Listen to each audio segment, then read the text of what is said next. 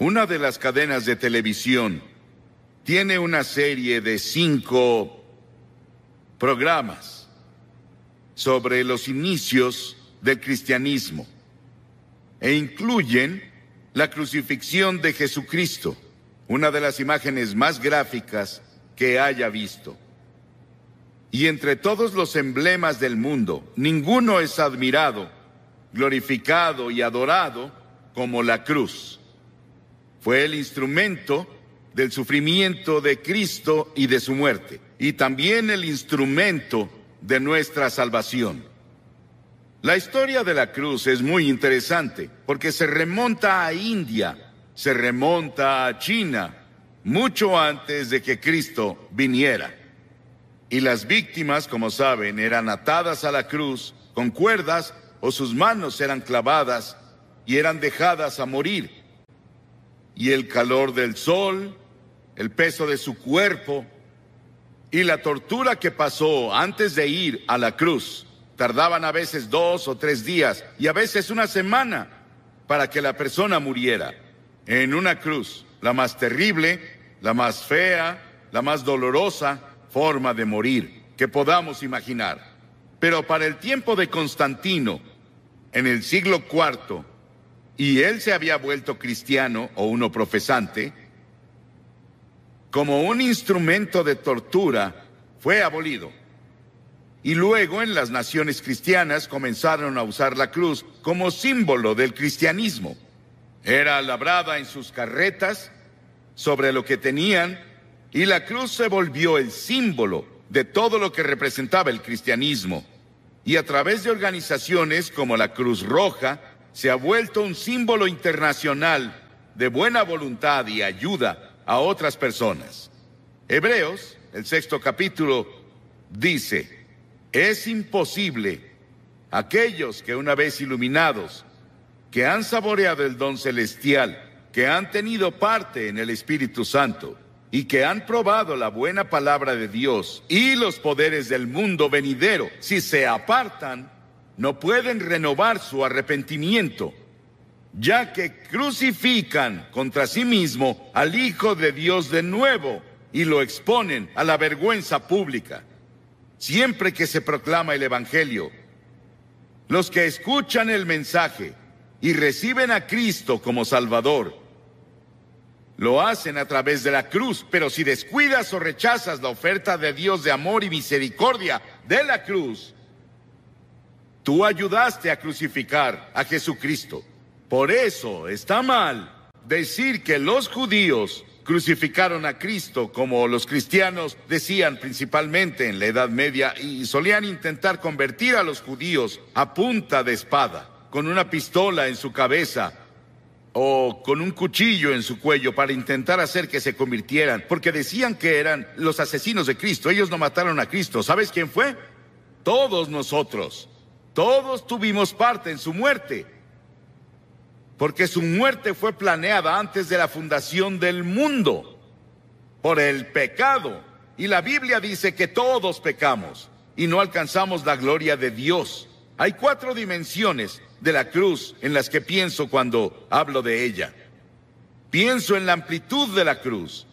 El amor de Cristo se manifiesta en la cruz de Cristo, que incluye a todo el mundo. El amor de Dios se extiende a África, a Asia, a Latinoamérica, a Rusia, a China, a Estados Unidos, a Canadá, a todo el mundo. Te incluye a ti, quien quiera que seas, de cualquier religión, o si no tienes religión. Dios te ama y dice desde la cruz: te amo. Y hay una longitud de la cruz. No tiene medida. Se extiende de la eternidad a la eternidad, de lo eterno a lo eterno. Cuando Noé construyó el arca, ¿saben cuánto medía? 137 metros de largo. Cuando Salomón construyó el templo, ¿saben cuánto medía? 27 metros. Si construyes una caja para herramientas, puedes medir la madera con una regla. Pero ¿cómo mides de lado a lado el amor de Dios? En la cruz. La Biblia dice, Pablo dice, que el amor de Dios sobrepasa todo conocimiento. No hay forma de que una mente finita comience a entender el amor de Dios que dio a su Hijo en la cruz para morir por ti. Porque tú y yo merecíamos morir. Merecíamos el infierno y el juicio. Y luego pienso en la altura de la cruz. Se extiende al trono de Dios. No importa qué tan alto sea el cielo. A través de la cruz Dios atrae a todos los hombres a Él. Y tú debes tomar una decisión sobre Jesucristo. Los científicos buscan en el espacio más y más y más lejos y no pueden huir de Dios. El tema de la astronomía y el tema de la frontera espacial me emociona. Hay científicos aquí esta noche, saben mucho más sobre la altura del universo de lo que yo puedo explicar. Pero el cielo está por ahí. No sabemos exactamente dónde. Dices, ¿crees que el cielo es un lugar? Sí, creo que es un lugar. Creo que voy a ver las calles doradas y caminaré por ellas. Y creo que voy a vivir creo que en una choza. Algunos de ustedes vivirán en mansiones. Sí, el cielo va a ser un lugar glorioso. Y no puedes ir más allá del amor de Dios, incluso en el cielo. Y en lo profundo del amor de Dios, en la cruz, puedes caer en el pozo sin fondo del pecado y la degradación. Y puedes vivir como un animal. Puedes ser un asesino. Puedes ser un violador. Puedes ser lo que sea. Pero no puedes ir más allá del amor de Dios. La cruz cubre hasta las mismas puertas del infierno. ¿Qué tan profundo es?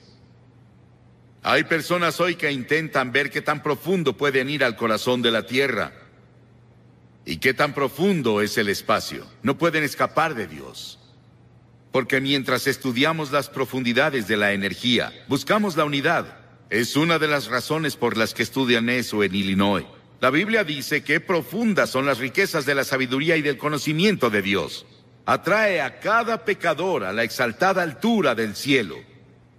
Pero yo, cuando sea levantado de la tierra, atraeré a todos a mí mismo, dijo Jesús.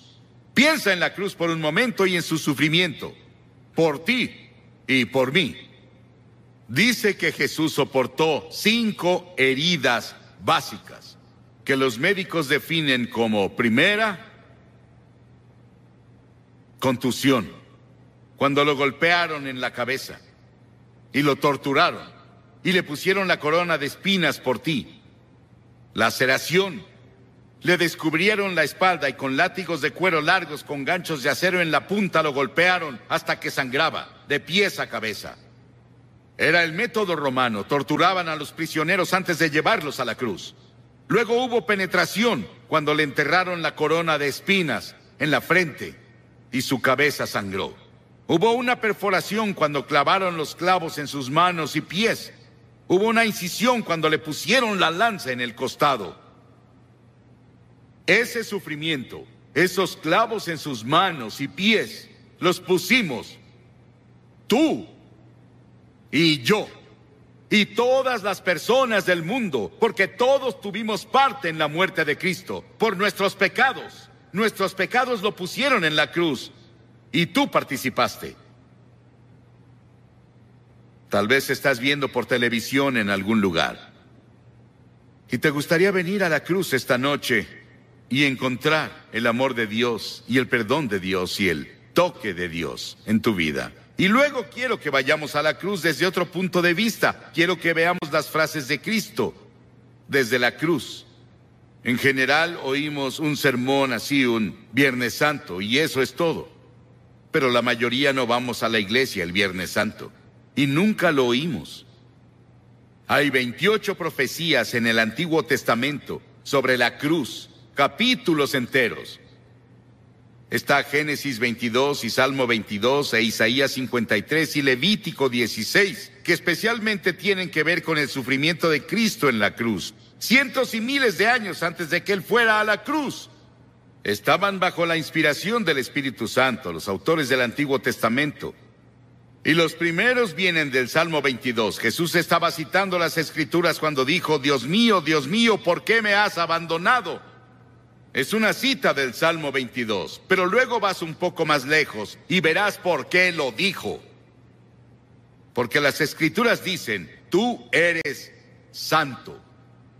Nunca entenderás el Antiguo Testamento con todos sus sacrificios de sangre. Nunca entenderás la Biblia. Nunca entenderás la muerte de Cristo en la cruz hasta que entiendas que Dios es santo y justo y puro y que no puede ni siquiera ver el mal. En ese terrible momento de agonía del Señor Jesucristo en la cruz, Él estaba solitario, olvidado por sus amigos. Y luego llegó una sombra por primera vez desde que la eternidad comenzó, entre Dios el Padre y Dios el Hijo, porque Dios no puede ver el pecado, porque en ese momento Él puso tus pecados y los míos en Cristo, y Cristo sufría por nosotros. Y en ese momento misterioso, fue hecho pecado por nosotros el que no conoció pecado. ¿Sabes qué significa? Fue hecho pecado. Él no conocía pecado. Nunca dijo una mentira. Nunca tuvo un pensamiento malvado. Nunca tuvo avaricia o lujuria. Y de pronto, toda esa suciedad y mugre de tu vida y de mi vida descendieron en Él. Y nadie entenderá nunca el misterio de ese momento. Ningún teólogo puede explicarlo, que me convenza al menos. Fue el gran amor de Dios por ti que permitió que su Hijo tomara ese sufrimiento. Y la segunda cosa de la cruz que oímos es cuando Él dijo, tengo sed.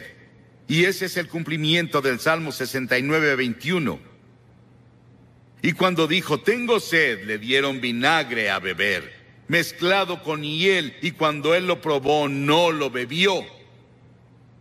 Lo probó, como leemos en Juan, en otro de los evangelios, pero Él no lo tomó. ¿Por qué? Porque hubiera sido un sedante. Le hubiera quitado algo del sufrimiento. Y Él estaba ahí para tomar todo el sufrimiento con conciencia absoluta. Por ti y por mí. No lo aceptó. Él debía sufrir la terrible agonía y llevar nuestros pecados a la cruz consciente. Por ti. Y si hubiera sido la única persona en todo el mundo, habría muerto por ti.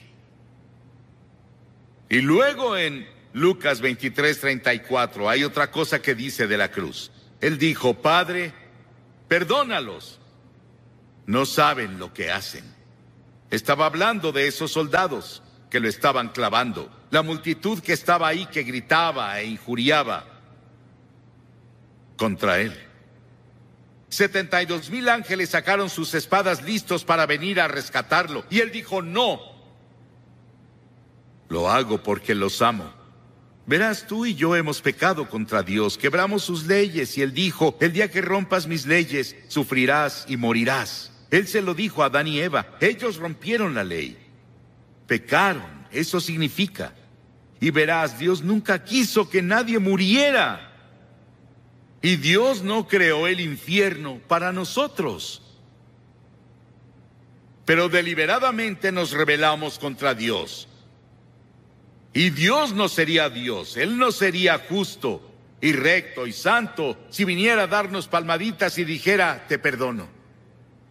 Teníamos que morir por nuestros pecados, o alguien calificado tenía que morir por nosotros, y esa persona calificada era Jesucristo, y Él se ofreció a hacerlo.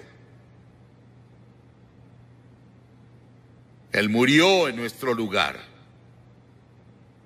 Oí sobre una mujer que le escribió a un columnista y dijo que su cura para la culpa era ir a su propio jardín, cavar un agujero en la tierra, recostarse boca abajo, decir de que era culpable y confesar todas sus faltas en ese lugar que cavó y luego cubrirlo.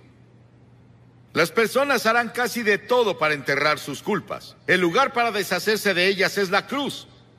Por siglos las personas han hecho cosas desesperadas para enterrar la culpa. James Nelson, sobre quien leímos el año pasado, de joven, en una escena llena de alcohol, golpeó a su madre hasta matarla con un ladrillo. Estuvo 9 años en prisión y durante ese tiempo conoció a Cristo en la cruz. Y tuvo un profundo arrepentimiento y confesó a Cristo como su Salvador y Señor. Comenzó a estudiar la Biblia y comenzó a ser predicador laico. Y el año pasado fue ordenado en la Iglesia de Escocia como ministro presbiteriano. El perdón de Dios, el amor de Dios, el poder de la cruz para cambiar y perdonar. Qué maravilloso y grandioso. Y otra cosa que hizo en la cruz, que es la cosa más conmovedora para mí en el mundo. Ahí parada ante la cruz, su madre. Y él miró a Juan, uno de sus discípulos, y le dijo: Juan, mira a esta mujer. Y ella dijo, él le dijo a María, su madre, la llamó mujer, igual que lo hizo en Caná de Galilea 2 veces, la llamó mujer. Él dijo: mujer, he ahí a tu hijo. Y desde ahí, Juan, su amigo y discípulo, se encargó de su madre. Hay un grupo de rock en Inglaterra llamado The Cure. Jesucristo en la cruz fue esa cura para todas nuestras propias relaciones cortadas y enfermas. Todos los problemas sociales, las personas oprimidas del mundo sienten el impacto de su muerte en la cruz. Y hubo otra declaración en la cruz. Él dijo: consumado es, terminé. ¿A qué se refería? En Juan 17 él dijo: he terminado el trabajo que me diste a hacer. Dios le dio un trabajo a hacer y el trabajo era morir en la cruz. Para esto he nacido, dijo él, vino a morir. Es el único hombre que vino para morir. Para eso vino. Nos preguntamos por qué él no alimentó a todos y no curó a todos. Pudo hacerlo. Eso habría sanado cuerpos y alimentado personas hambrientas, y él lo hizo por compasión, pero su trabajo era la cruz. Y por eso la cruz es tan importante, porque ahí enfrentas la eternidad. Verás, el cuerpo irá a la tumba, pero tu alma, tu espíritu, que es parte de ti, vive para siempre y vive dentro de tu cuerpo, seguirá vivo y vivo y vivo. ¿Dónde vas a pasar la eternidad? ¿En el cielo o el infierno? Se decidirá por la cruz lo que haces con la cruz. Porque desde la cruz Él te pide que te arrepientas de tus pecados y lo recibas como Señor y Salvador. Sí, fue consumado. Y luego dijo algo más. En Lucas 23, y cuando Jesús había clamado en voz alta, dijo: Padre, en tus manos encomiendo mi espíritu. He visto a personas morir, bastantes personas morir. Oigo su estertor de muerte en su garganta, pero no hubo estertor de muerte en la garganta de Jesús. No le quitaron la vida a él la entregó voluntariamente y dijo en voz alta, noten que es voz alta, dijo: te encomiendo mi espíritu. En tus manos, Señor, encomiendo mi espíritu. Él entregó su espíritu a Dios el Padre. Y al decir esto, Él nos otorgó a cada uno de nosotros la posibilidad del regalo de la vida eterna. Puedes tener vida eterna esta noche.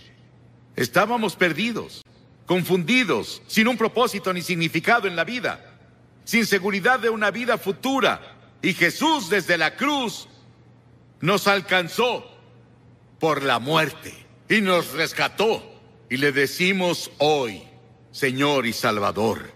¿Estás seguro de que Él es tu Señor y tu Salvador? Miles de personas van a la iglesia, pero no están seguros de si han entregado sus vidas a Cristo. Y luego al final hubo una declaración que le hizo al ladrón en la cruz. Las masas abajo gritaron: si eres el Hijo de Dios, baja y sálvate tú. Y otros le decían: salvó a otros, pero no puede salvarse él. Se burlaban, abucheaban, se reían. Y ambos ladrones lo criticaban. Verás, él estuvo en la cruz por 6 horas. Y las 3 primeras horas, ambos Lo estaban criticando y burlándose de él, como las multitudes abajo. Pero uno de los ladrones comenzó a ver. Ambos eran culpables. Ambos merecían morir según las leyes romanas. Pero uno de ellos comenzó a ver a Jesús. Y comenzó a ver algo que no había visto nunca antes. Él vio que Jesús era diferente y comenzó a decirse: debe ser el Hijo de Dios. Debe ser el Señor. Y 83 encuestó a estadounidenses y obtuvo que el 86% dicen que creen en la existencia del infierno. ¿Imaginan eso? 86% de los estadounidenses creen en el infierno. Nunca puedes entender el infierno hasta que primero entiendes el gran amor, misericordia y gracia de Dios. Y nunca debe ser predicado por ningún predicador sin lágrimas. He escuchado predicadores predicar sobre el infierno como si se alegraran del infierno y de que las personas vayan ahí. Pero yo no. No me gusta predicar sobre eso. Solo lo hago porque me mandan las escrituras que predique la palabra. Y es respaldado por el amor, la misericordia y la gracia de Dios que yo debo predicar. Verán, el infierno no fue hecho para el hombre.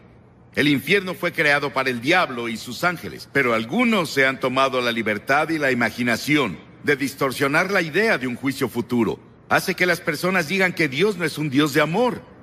Y ellos distorsionaron el concepto bíblico del amor de Dios. Una señora dijo hace tiempo: odio pensar en el infierno. Yo también. Y también odio el pecado que los envía ahí. Odio la guerra. Odio el hecho de que las personas mueran de hambre en el mundo. Pero la guerra es una realidad en el Líbano y en lugares así. Y la hambruna es una realidad de nuestro mundo, por desgracia. Que yo lo odie no cambia los hechos. Y odiar, morir, no cambia el hecho de que voy a morir. Y Pablo le escribió a Timoteo diciendo: predica la palabra. Y si voy a ser fiel a mi llamado como ministro del Evangelio de Jesucristo, debo incluir en esa palabra lo que nuestro Señor Jesucristo enseñó en el tema del infierno. Un clérigo dijo que si usaba el infierno en el púlpito, las personas lo echarían. Bueno, sé que en Carolina del Sur llegué a un pueblo hace unos años en los que tenían 13 o 14, no, 16. Señales de reducir la velocidad y parar, porque muchas personas se habían matado en esa intersección. ¿Eso aplica para el estado de Carolina del Sur, poner señales para advertirles a las personas? ¿Es correcto que yo les advierta esta noche lo que Jesús enseñó y lo que la Biblia enseña de principio a fin? ¿Está mal que un hombre sacuda una linterna para detener a las personas en un cruce de vía? ¿Está mal ondear una bandera para advertir que viene un juicio? Recuerdo que hace años estábamos en Mississippi y había una carretera estrecha y venía uno de esos terribles tornados.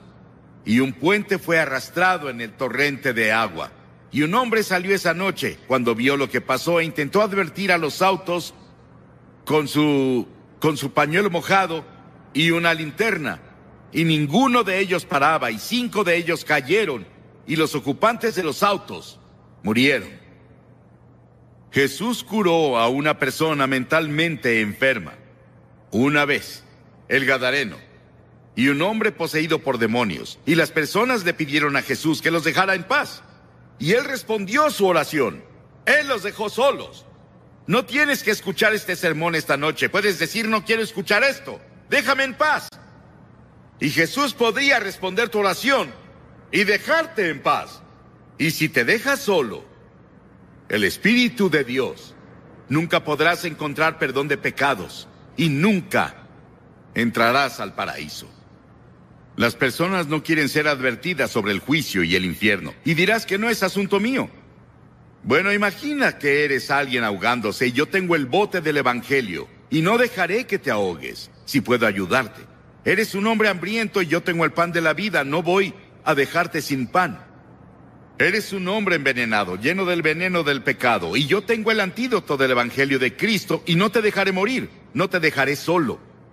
Estás en la oscuridad y perdido, yo tengo la luz del Evangelio y no te dejaré solo.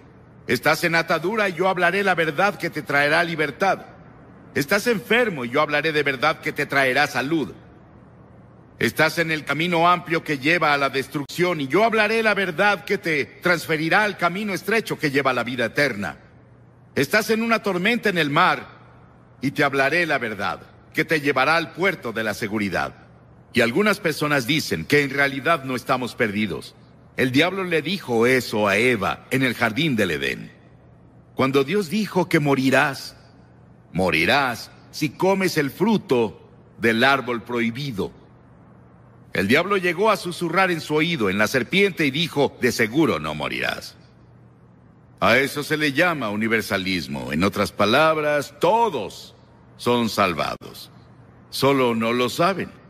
Algunas personas lo dicen y tenemos una forma sutil de universalismo que se está filtrando a todo grupo evangélico de hoy, de que de seguro no moriremos, que no existe eso del infierno.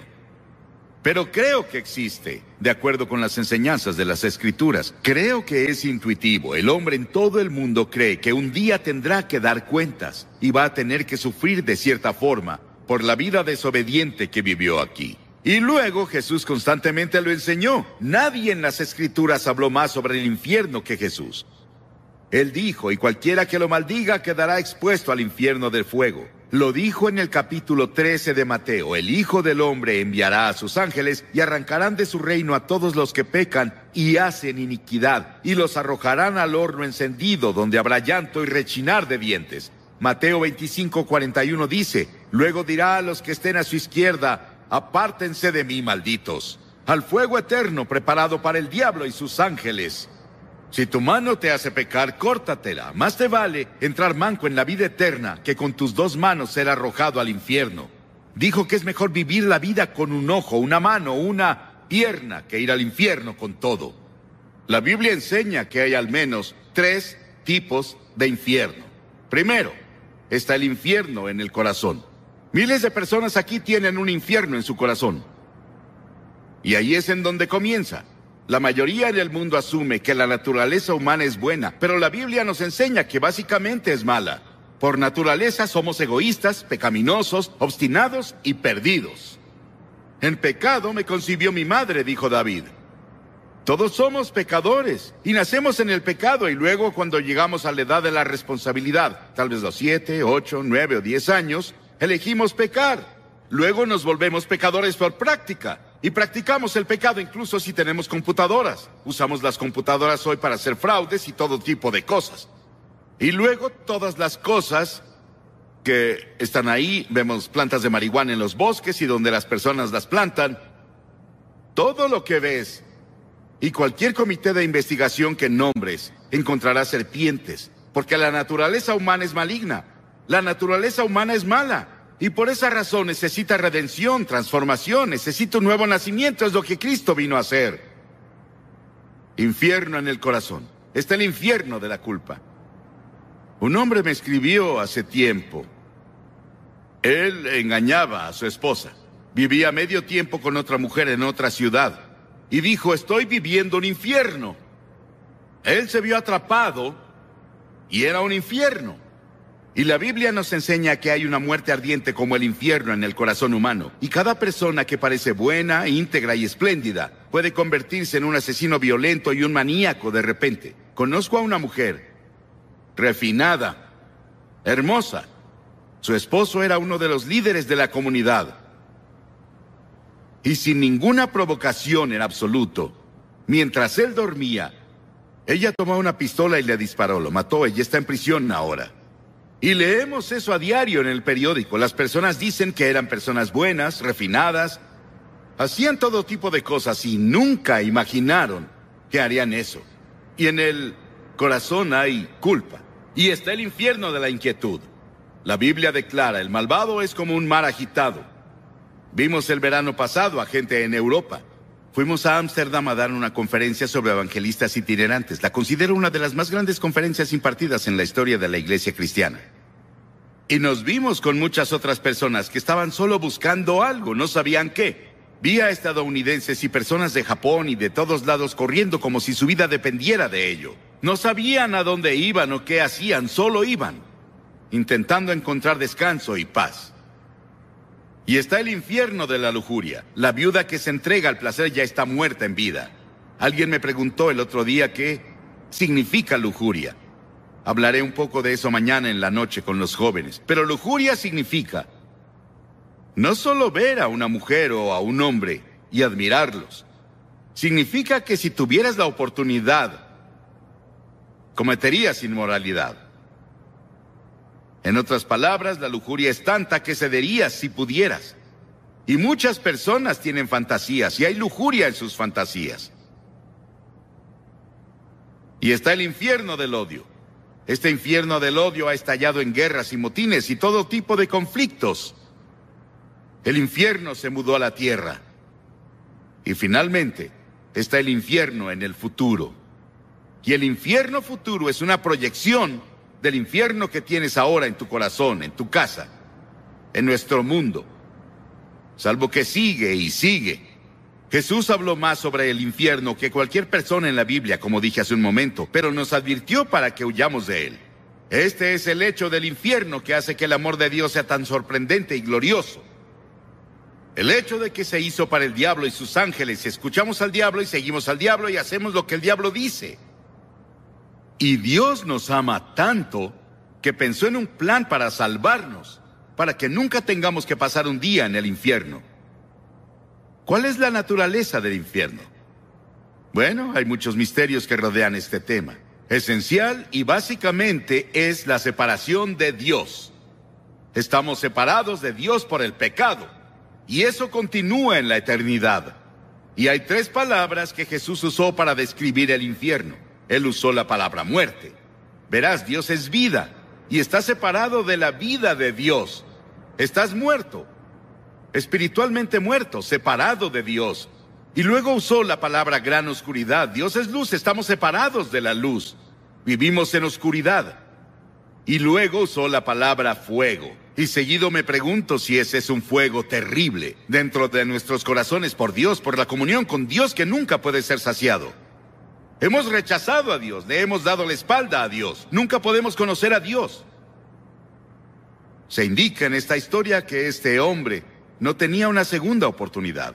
Se indica en esta historia que este hombre se volvió muy evangelístico. Él quería alcanzar a sus hermanos. Piénsalo, él estaba en el infierno. Y quería que sus hermanos fueran alcanzados por alguien. Que fuera a su casa y les advirtiera a sus hermanos que no fueran ahí. Hagan lo que sea, pero no vengan aquí. Y esas personas que se han ido antes, tal vez están sufriendo las punzadas del infierno por una eternidad. Estarían aquí esta noche para advertirte. Vuélvete. Arrepiéntete de tus pecados. Recibe a Cristo. Asegúrate de tu relación. No vengas para acá. Es el desvanecimiento de la presencia de todo lo que es alegre y bueno y correcto y feliz. Y las Escrituras dicen, prepárate. Para conocer a Dios nos preparamos para todo salvo la muerte. Nos preparamos para la educación, los negocios, las carreras, el matrimonio, la vejez, pero no para el momento del juicio. Quitamos todo tipo de seguro que podemos si nos preocupamos sobre las pensiones de la vejez, la seguridad social y el resto de eso. Pero no tienes la seguridad de tu relación con Cristo. Está establecido que los hombres mueran una sola vez y después el juicio. La muerte es un suceso que cada hombre considera antinatural cuando se relaciona a él mismo, pero natural cuando se relaciona a otros. Sabemos que otro hombre va a morir. Sabemos que el cáncer va a atacar a otra persona. Sabemos que la otra persona morirá de un ataque cardíaco en un choque automovilístico, pero no yo. Y vivimos como si fuéramos a vivir para siempre, y no es así. Todo terminará en poco tiempo para todos aquí. Y estarás en la eternidad. ¿Dónde estarás?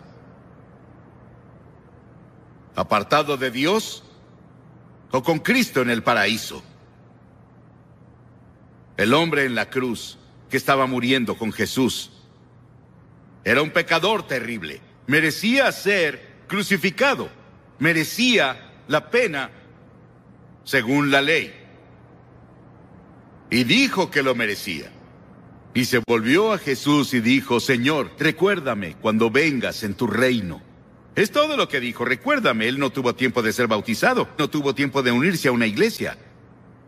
No tuvo tiempo de hacer nada salvo creer.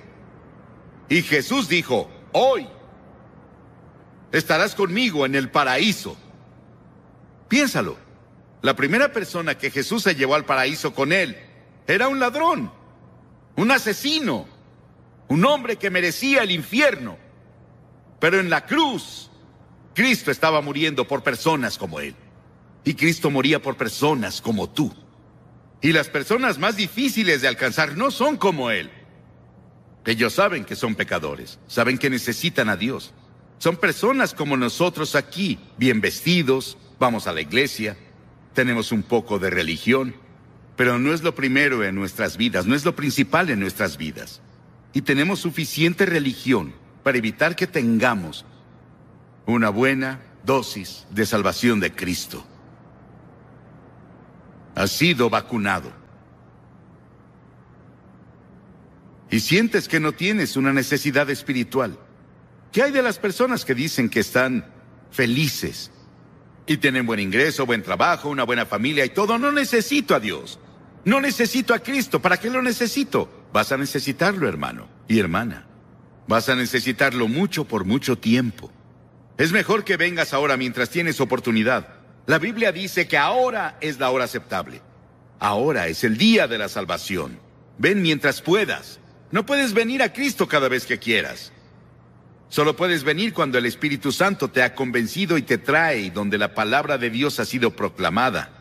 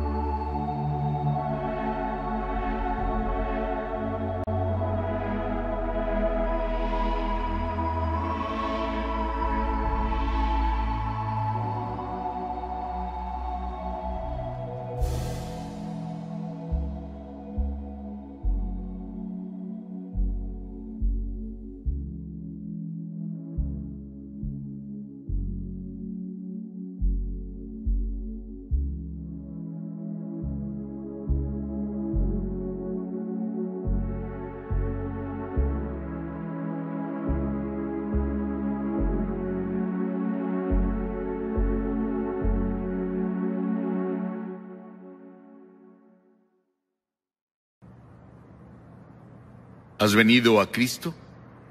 Como dije al principio, no me gusta hablar de ese tema, pero es parte de la Biblia. Y es una parte importante de las enseñanzas de Jesucristo. Y no estoy diciendo estas cosas de mí, solo estoy pasándote las enseñanzas de Cristo. Lo que Jesús enseñó. Y lo hago con un corazón roto. Desearía que no existiera el infierno, pero existe. Desearía que no existiera el pecado, pero existe. Desearía que no hubiera homicidios ni guerras, pero los hay.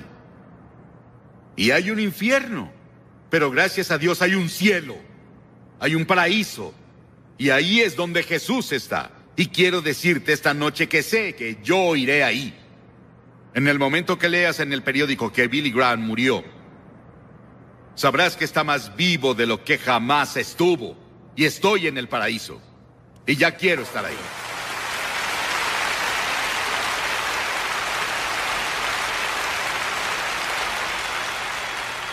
Y miles de ustedes aquí esta noche pueden decir lo mismo, pero otros miles no. No pueden decirlo con seguridad, no están seguros. ¿No les gustaría estar seguros cuando se vayan de aquí que van camino al cielo? ¿Van camino al paraíso con Cristo? Pueden estar seguros. La Biblia dice, les escribo estas cosas a ustedes que creen en el nombre del Hijo de Dios para que sepan que tienen vida eterna.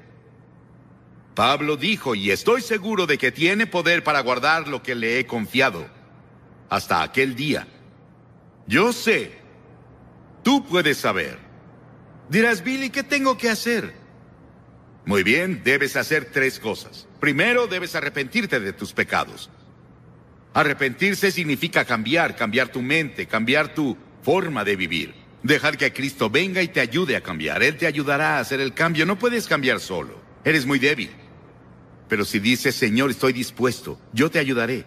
Y la segunda cosa es por fe recibir a Cristo que murió por ti y resucitó de nuevo. Por fe. No puedes entender todo, pero ve por fe y confía y pon tu confianza total en Él y solo en Él. Y luego, en tercera, obedécelo y síguelo y sírvelo. Y trabaja para Él. Y haz todas las buenas obras que te sea posible hacer por Él. En su nombre, ayudando a tu prójimo, amando a tu prójimo. De este modo todos sabrán que son mis discípulos y se aman los unos a los otros. ¿Estás dispuesto a hacer esto esta noche? Voy a pedirte que hagas algo que hemos visto a cientos de personas hacer aquí, en cada servicio, desde que estuvimos en Sacramento. Voy a pedirte que te levantes de tu asiento y vengas